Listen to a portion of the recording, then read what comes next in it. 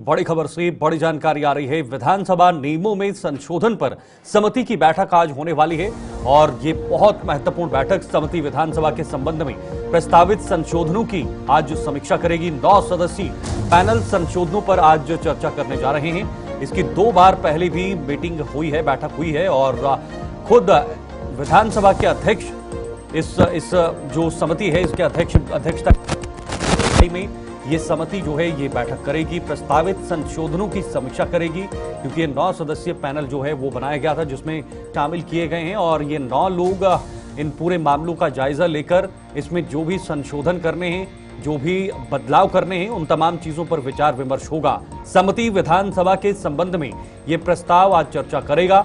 9 सदस्यीय ये पैनल है जिसपे आज संशोधनों पर बातचीत होने वाली है और कहां कहां पर बदलाव करने की जरूरत है। जाहिर सी बात है बहुत कुछ जम्मू कश्मीर के अंदर बदला है, तो जो विधानसभा के नियम होंगे वो भी बदलते हुए नजर आएंगे और उन नियमों के साथ साथ जो अगली तस्वीर है वो भी बदले। सभा को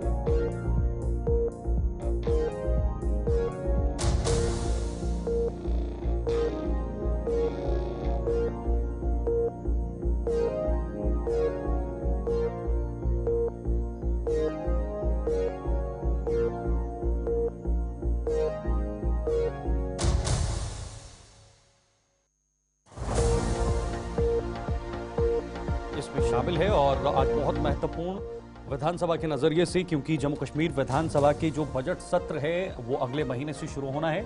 उस बजट सत्र से पहले ही ये दिशा तय की जाएगी, ये नए नियम तय किए जाएंगे विधानसभा के अंदर, क्या नए नियम रहेंगे, किसके आधार पर विधानसभा को चलना पड़ेगा, विधानसभा के सदस्यों को चलना पड़ेगा।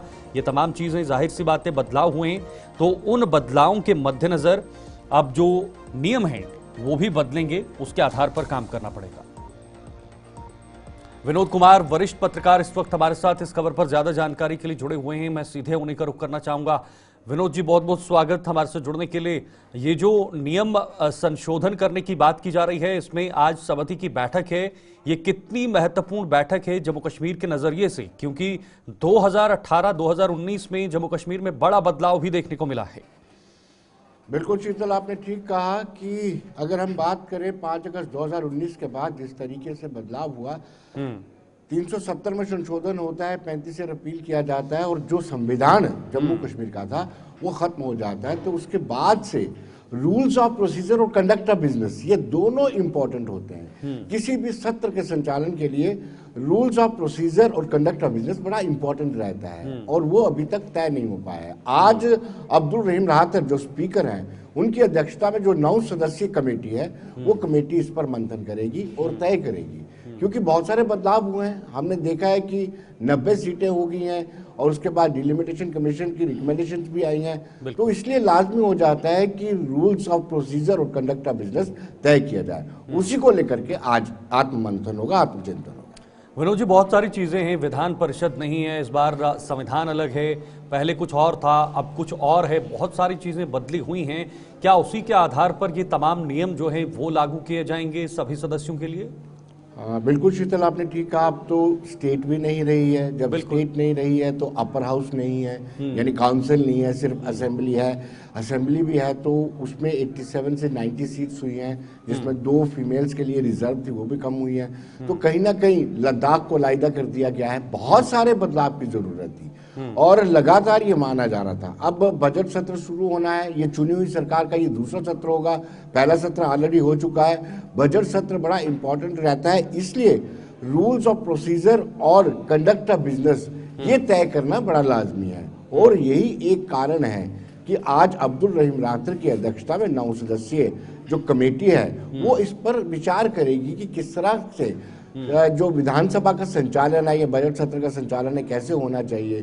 क्योंकि पहले जम्मू कश्मीर का अपना संविधान हुआ करता था। जम्मू कश्मीर एक अलग एक ऐसा राज्य था जिसमें 6 साल का टेन्योर हुआ करता था। बिल्कुल। असेंबली का टेन्योर 6 साल का हुआ करता था, यानी अलग सी पहचान बना के रखी हुई थी। अब वो टेन्योर भी 5 साल का हो गया है।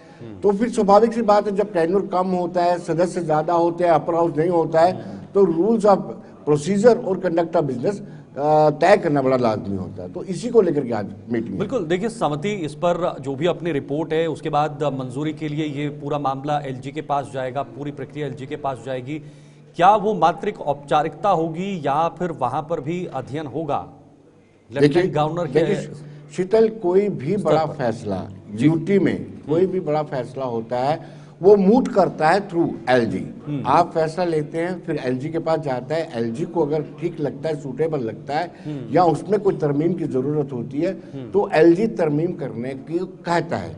यानी एलजी मनोज कुमार सिन्हा अगर उनको लगेगा कि ये जो फैसला लिया गया है रूल्स ऑफ प्रोसीजर और कंडक्ट ऑफ बिजनेस में जो इन्होंने नियम तय किए हैं वो ठीक नहीं है, तो एलजी एक मरतबा फिर इनको लिखेंगे कि इसमें इस तरह की तरमीम की जाए, यानी अमेंडमेंट की जाए।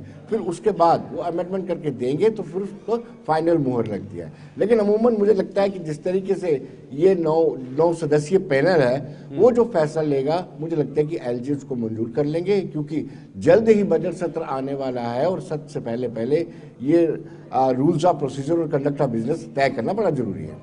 ठीक है, बहुत बहुत शुक्रिया आपका विनोद जी, हमारे साथ जुड़ने के लिए, बहुत सारी ये जानकारी देने के लिए। बहुत इंपॉर्टेंट है कि क्योंकि 2019 में जम्मू कश्मीर के अंदर बहुत बड़ा बदलाव हुआ है। 2019 में धारा 370 को हटाया गया। धारा 370 हटाने के बाद यहाँ पर जो पहले का अलग कानून था, जो विधान था, जो प्रधान था, वो तमाम चीजें बदली हैं और 6 साल का कार्यकाल अब 5 साल में हो गया है। 87 सीटों की जगह पर 90 सीटें हो गई हैं। तो जाहिर सी बात है, नियमों में बदलाव होगा और नियमों में बदलाव होगा तो आने वाले समय में ये सत्र कैसे चलेगा, ये बड़ा इंपॉर्टेंट है कि आने वाले समय में इस सत्र को कैसे जो है वो चलाया जाएगा।